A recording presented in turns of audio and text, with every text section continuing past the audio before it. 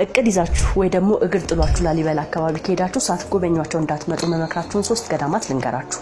የመጀመሪያው እንግዲህ ሁላችንም የምናውቃቸው ንጉስ ቅዱስ ላሊበላ የሰራቸው ውቅር አብያተ ክርስቲያናት ናቸው። ከዛ በተጨማሪ ግን እዛው አካባቢ ከላሊበላ ከተማ ወደ ኋላ መለስ ብላችሁ ከኤርፖርት እንደወረዳችሁ ያለው ተራራ ስር ያለው የቅዱስ ንጉስ የናአኩቶ ለአብን ገዳም ሳታዩ እንዳትመለሱ። እንግዲህ እዛ ገዳም ላይ ከሄዳችሁ እጅግ በጣም በሚያስገርም ሁኔታ ዛሬ ድረስ ሁሌም እስካሁንም ድረስ ከገዳሙ የላይኛው ክፍል ላይ የሚንጠባጠብ ጸበል ከታች ገበታዎች ያሉት ጸበል አለ። ይህ ጸበል እንግዲህ ለብዙ ህመምተኞች ፈውስን የሰጠ ነው።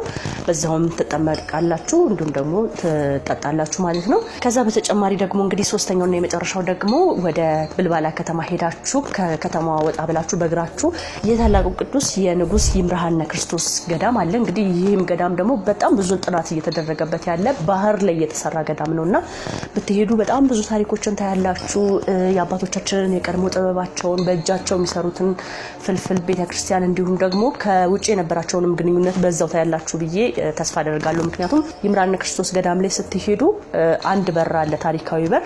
ይህም በር ደግሞ ከሌሎች ሀገራት በተለይ ደግሞ ከአረብ ሀገራት የተበረከተላቸው እንደሆነ ታሪኩ ያስረዳል ማለት ነው። ከዛ ውጪ በጣም ብዙ ቅዱሳን አጽሞችም አሉ። እንግዲህ እነኚህን 3 ገዳማት ሳትጎበኙ እንዳትመጡ ጥቆማ ለማድረግ ያህል እነዚህንና ሌሎች ታሪኮችን በቀጣይ ገጽ ዩቲዩብ ቻናሌ በስፋት የምነግራችሁ ይሆናል። እስከዛው እናንተ ደግሞ ቻናሉን እየተወዳጃችሁ ተጠብቁኛላችሁ ማለት ነው። መልካም ጊዜ